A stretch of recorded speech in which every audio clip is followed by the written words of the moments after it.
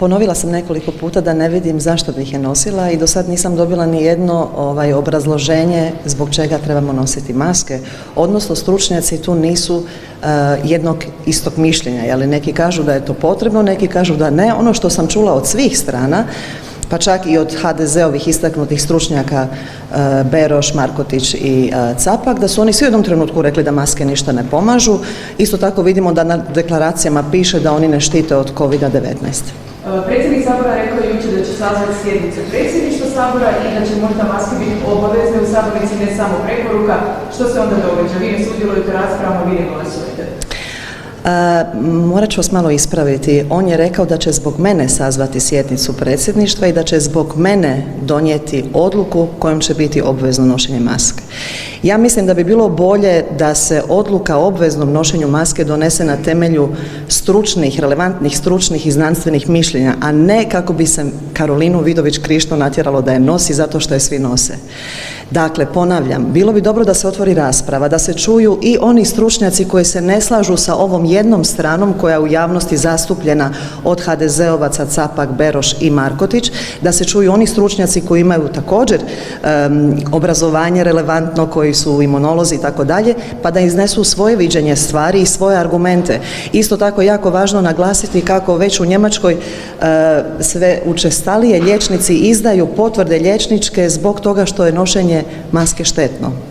Dakle, umanjuje se unos kisika i udišemo zrak koji smo zapravo netom ispustili iz sebe. Tako da evo, pogledajte malo i u drugim zemljama što se događa, poslušajmo malo stručnjake koji se ne slažu sa ovim istaknutim u hrvatskim mainstream medijima stručnjacima koji isključivo drže jednu stranu priče. Njemačko je obavezno nošenje maske u javnom prijevozu i trgovini, sastav Njemačke. Ja sam rekla za primjere njemačkih liječnika koji izdaju potvrde pojedincima kojima oni nisu obvezni nositi masku jer štete njihovome zdravlju. Zbog zaštite podataka ti ljudi nisu obvezni reći koje su njihove zdravstvene tegobe. Dakle, to može biti i nelagoda zbog nošenja maski. Karikiram. Dakle, nisu obvezni navesti koja im je dijagnoza zbog zaštite podataka, ali liječnik može izdati potvrdu da je zbog štetnosti nošenja maske taj čovjek oslobođen od toga. Tako da oni onda nisu obvezni. Predsjednik Sabora razmišlja da uvede obvezu nošenja maske u sabornici. Što se u tom trenutku događa? Vi nećete staviti masku i onda nećete moći sudjelovati u raspravi i glasovanju. Pogledajte, ukoliko, ja sam to od početka rekla, ja sam legalist. Dakle, ukoliko se izglasuje obveza nošenja maske, onda ću u tom slučaju morati poštivati odluku Sabora kako bih mogla sudjelovati u raspravi, to je jasno. Ali ponavljam, bilo bi dobro da se takva odluka, ako se uopće će se donijeti, da se donese iz razloga stručnih i znanstvenih argumenata. Znate, vidjela sam danas, upozorili su me na to da su neki ustavni stručnjaci sad već počeli preispitivati uopće takvu jednu odluku, je li ona u skladu s Ustavom. Tako da ja bih evo stvarno pozvala da se čuje glas stručnjaka, ali ne samo onih koji su članovi ili jako bliski HDZ-u. Jasnite nam cijelu problematiku, vašu poruku, stav, je li mislite da ne treba nositi maske, više su skloni toj ideji i zato ih ne nosite, ovako se stvorio dojam da namjerno radite politiku. Pogledajte, ja sam tek drugi dan saznala da je to postala tako velika tema. Ja u Saboru nisam htjela izazvati nikakav bunt, ja nisam htjela prkositi, ali ja ne volim kada se vrijeđa zdrav razum. To ne dopuštam.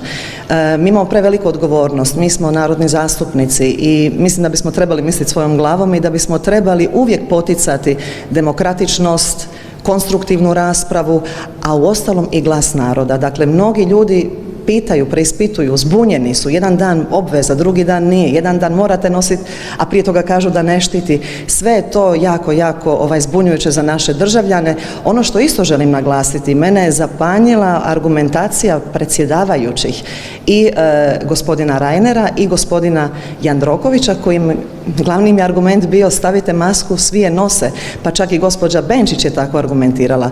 Ja ću podsjetiti, sve tri ekstremne ideologije uspjele su u europskoj povijesti zavladati upravo na taj način. Svi to rade, ako ne radiš i ti, onda si izdajnik. Sve tri ekstremne ideologije, i nacionalsocijalizam, i fašizam, i komunizam. Jesmo li mi ovdje sad ekstremizam? Ne. Pogledajte, Što mislite zapravo svima nama ovdje koji sad nosimo maske? ja svakog čovjeka poštujem i svaku odluku poštujem. Ja vidim kod ljudi jako puno straha, znate, sije se strah. I naravno, ako vi čovjeku svaki dan ponavljate da će, ne znam, se nešto strašno dogoditi ukoliko nešto ne učini, pa naravno da će on to onda i napraviti ukoliko zavlada strah njime i nemaju svi vremena tražiti odgovore, iskapati ove i one stručne preporuke, tako da, a s druge strane postoje uredbe čak i pojedinih trgovačkih lanaca koji od sebe nameću takvu jednu mjeru i kažu da u njihovim dućanima se ne smije ulaziti bez maske, što je njihova poslovna politika. Ali ponavljam, osjećam odgovornost kao saborska zastupnica da preispitujem sve i da radim u korist hrvatskog naroda, hrvatskog čovjeka, poreznog obveznika, državljana, kako god. Zašto stavljate marku preko usta? Je li to neka, ako već ima treba staviti toga, zašto marama? Ovako, u jednom trenutku je gospodin Beroš rekao da je marama adekvatna zamjena. Ponavljam, ja nisam htjela niti izazivati, niti sam htjela stvoriti od ovoga nekakav slučaj. Voljela bih da se fokus makne s mene i da se stvarno ide prema stručnjacima. Ja sam tu maramu upravo zbog toga onda stavljala, čisto da me više ne opominju, jer nema svrhe me opominjati zato što argumentacija svi je nose, morate i vi, bez obzira što ne štiti, ne stoji. Evo, samo da bih skrenula pozornost s mene, jer mi to nije cilj. Možda za kraj zadnje pitanje, da li možda svojim ponašanjem namjerno ili nenamjerno pozivate građane na građanski neposluh? Ni namjerno, ni nenamjerno ne pozivam na građanski neposluh. Ponavljam, ja pozivam da se otvori javni prostor, da se čuju relevantna mišljenja i onih stručnjaka, znanstvenika, pa uostalom evo i ustavnopravnih, kako čujem, ne samo medicinskih, da se čuje njihov glas koji nisu na istoj liniji ovim jednim mišljenjem koje stalno baš propagandno vlada u mainstreamu, uglavnom HDZ-ovom.